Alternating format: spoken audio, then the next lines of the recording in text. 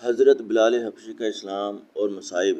حضرت بلال حبشی رضی اللہ تعالیٰ عنہ مشہور صحابی ہیں جو مسجد نبوی صلی اللہ علیہ وآلہ وسلم کے ہمیشہ مؤذن رہے۔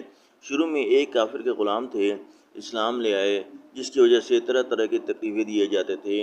امیہ بن خلف جو مسلمانوں کا سخت دشمن تھا، ان کو سخت گرمی میں دوپہر کے وقت تپتی ہوئی ریت پر سیدھا لٹا کر ان کے سینے پر پتھر کی بڑی چٹان رکھ دیتا تھا تاکہ وہ حرکت نہ کر سکیں، اور کہتا تھا کہ یا اس حال میں مر جائیں اور زندگی چاہیں تو اسلام سے ہٹ جائیں، مگر وہ اس حالت میں بھی احد احد کہتے تھے، یعنی معبود ایک ہی ہے۔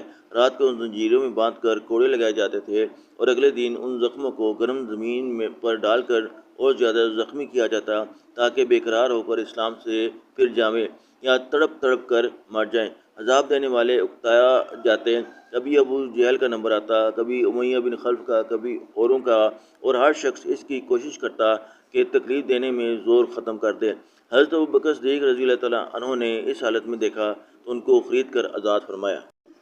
فائدہ: چونکہ عرب کے بت پرست اپنے بتوں کو بھی معبود کہتے تھے، اس لیے ان کے مقابلے میں اسلام کی تعلیم توحید کی تھی، جس کی وجہ سے حضرت بلال رضی اللہ تعالیٰ عنہ کی زبان پر ایک کا ورد تھا۔ یہ تعلق اور عشق کی بات ہے۔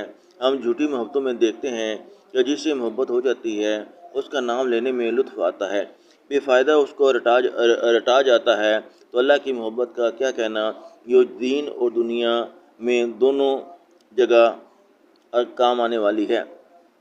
یہی وجہ ہے کہ حضرت بلال رضی اللہ تعالیٰ عنہ کو ہر طرح سے ستایا جاتا تھا، سخت سے سخت تکلیفیں پہنچائی جاتی تھیں۔ مکہ کے لڑکوں کے حوالے کر دیا جاتا کہ وہ ان کو گلی کوچوں میں چکر دیتے پھریں، اور یہ تھے کہ ایک ہے کہ رٹ لگاتے جاتے تھے۔ اسی کا یہ صلہ ملا کہ پھر حضور اکرم صلی اللہ علیہ وآلہ وسلم کے دربار میں مؤذن بنے اور سفر حضر میں ہمیشہ اذان کی خدمت ان کے سپرد ہوئی۔ حضور صلی اللہ علیہ وآلہ وسلم کے وصال کے بعد مدینہ طیبہ میں رہنا اور حضور صلی اللہ علیہ وسلم کی جگہ کو خالی دیکھنا مشکل ہو گیا، اس لیے ارادہ کیا کہ اپنی زندگی کے جو دن ہیں جہاد میں گزار دوں، اس لیے جہاد میں شرکت کی نیت سے چل دیے۔ ایک عرصہ تک مدینہ منورہ لوٹ کر نہیں آئے۔ ایک مرتبہ حضور صلی اللہ علیہ وسلم کی خواب میں زیارت کی۔ حضور صلی اللہ علیہ وسلم نے فرمایا، بلال یہ کیا ظلم ہے، ہمارے پاس کبھی نہیں آتے؟ تو آنکھ کھلنے پر مدینہ طیبہ حاضر ہو گئے۔ حضرت حسن اور حسین رضی اللہ تعالیٰ عنہ نے اذان کی فرمائش کی۔ لاڈلوں کی فرمائش ایسی نہیں تھی کہ انکار کی گنجائش ہوتی۔ اذان کہنا شروع کی اور مدینہ میں حضور صلی اللہ علیہ وسلم کے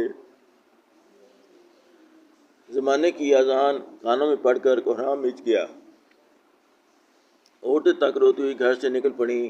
چند روز قیام کے بعد واپس ہوئے اور 20 ہجری کے قریب دمشق میں وصال ہوا۔